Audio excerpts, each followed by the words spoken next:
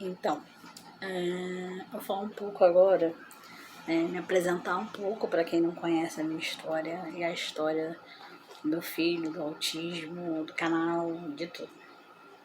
Eu tô com 37 anos, sou mãe do Moisés. O Moisés tem diagnóstico de autismo, transtorno do espectro autista. Eu uso o termo autismo porque é mais fácil. Talvez eu não utilize termos corretos, mas é uma coisa que a gente vai construindo ao longo do tempo, né? A minha primeira formação acadêmica, ela foi pedagogia, embora eu tenha atuado muito pouco na área, né? Porque assim, eu concluí a pedagogia, eu fiz uma segunda graduação em gestão de recursos humanos, que foi onde eu trabalhei mais tempo, nessa área. Sempre me interessei pela psicopedagogia. A princípio eu tinha visão de psicopedagogia institucional, mas com um pouco da clínica. Na época, o pedagogo não podia fazer psicopedagogia clínica, atuar como psicopedagogo clínico. Hoje ainda a gente está galgando esse lugar no mercado, na verdade, porque eu acho que é importante, não levando a farinha para o nosso lado, né, como formação em pedagogo.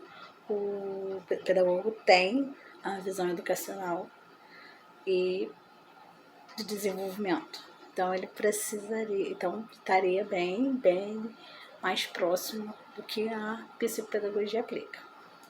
Mas eu não vou entrar nesse mérito, porque isso é uma confusão bem além, né, do meu humilde conhecimento. Moisés teve diagnóstico muito cedo, por eu ter a teoria, né, na cabeça de que a questão do desenvolvimento social, da resposta social, desenvolvimento da criança, eu tinha alguma coisa, eu convivia com outras crianças também, né? Eu convivia com os meus filhos desde pequenos, e a interação social do Moisés era diferente. O comportamento do Moisés com a gente era diferente. Então, eu muito cedo percebi que o comportamento dele era diferente. E não tinha, na verdade, não tive muito apoio para isso. A princípio as pessoas achavam que eu estava exigindo demais, né? Eu fui vítima do cada criança tem seu tempo, mas mesmo assim, eu continuei insistindo, até que a gente tivesse uma resposta. E eu sempre falo que a gente sempre, quando recebe essa resposta, ela diz, nossa, você fica feliz. Não, você fica feliz. Você vive aquilo, né? Eu não acreditava muito no luto, né, do filho idealizado, no luto da perda do filho idealizado, porque naquele momento, quando eu recebi o diagnóstico, ele ainda era muito pequeno. Então, olhar para ele e para outra criança, você via poucas diferenças. Então, eu não imaginava que o futuro dele pudesse estar comprometido de alguma forma. E essa ficha demorou a cair. Eu fui viver esse luto muito tardio. Talvez também porque ele precisava de mim. E eu precisei lidar com coisas que eu não imaginei que eu fosse precisar, né? Eu sempre tive transtorno de ansiedade, desde criança. Embora eu tenha recebido esse diagnóstico bem tardio, quando eu entrei na faculdade de pedagogia, eu tinha algum problema para me apresentar em público e eu chegava a ter princípios de desmaio. E uma professora sinalizou que buscasse ajuda, né? Eu fui buscar essa ajuda e junto com essa ajuda veio o diagnóstico de transtorno de ansiedade, sintomas que eu já tinha desde muito nova, mas nunca soube por quê. Era frescura, era coisa de adolescente, e quadros depressivos originários desse transtorno.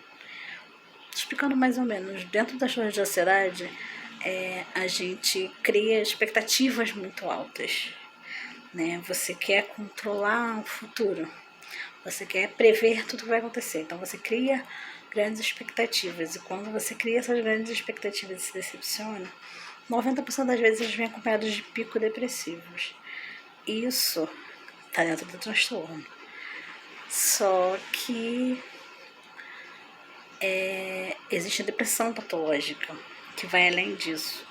Hoje eu já não sou mais só considerada como transtorno de ansiedade. Eu tenho o que chama de transtorno misto, que é transtorno de ansiedade mais um quadro depressivo patológico, né? E eu convivo bem com isso agora. Eu tô medicada, eu faço terapia e então por isso às vezes vocês me veem muito eufórica, às vezes vocês me veem um pouco triste, né? Sem esperança mesmo. E tudo isso faz parte de um quadro emocional. Porque além de mãe de uma criança especial, eu sou um ser humano. E eu brinco muito com essa teoria de que as pessoas tendem a achar que você é mãe ou pai de uma criança especial, você é, nossa, você é a Mulher Maravilha, ai, eu no seu lugar não aguentaria. E às vezes eu fico me perguntando que escolha eu tive, né? O que eu ia fazer? Abandonar meu filho? Não, eu tinha que lutar. Eu continuo lutando. Eu escuto muito as pessoas dizerem, no seu lugar eu não aguentaria. Já pensei em desistir? Já. Já pensei em inúmeras coisas, mas a certeza muito grande que eu tenho é que hoje tudo que eu passo é fruto de uma sociedade que não se importa com as minorias. É fruto de uma sociedade que não está preparada para lidar com o que é diverso. E acabou que eu falei, me apresentei muito pouco, mas eu acho que deu para entender mais ou menos quem eu sou, né? O canal veio uma forma de desabafo, tá? Eu há muito tempo, né, venho trabalhando essa questão do lidar comigo mesmo, de lidar com a fala, e também uma forma de compartilhar, porque assim, a gente costuma dizer que ninguém entende melhor uma mãe atípica do que outra mãe atípica, mas ainda dentro dessa situação não é igual. Eu queria muito que deixar claro isso, sabe? O autismo, todo mundo é único, mas o autismo ele tem características que definem o diagnóstico, mas processamentos diferentes. Então, existem os níveis de suporte que são definidos por diagnóstico e existem processamentos diferentes. Então, cada autista é de um jeito. Não é porque, fulaninho, autismo leve ou autismo severo, o autista severo não vai conseguir nada e o autista leve é the good doctor. Não é assim, tá? Não funciona dessa forma.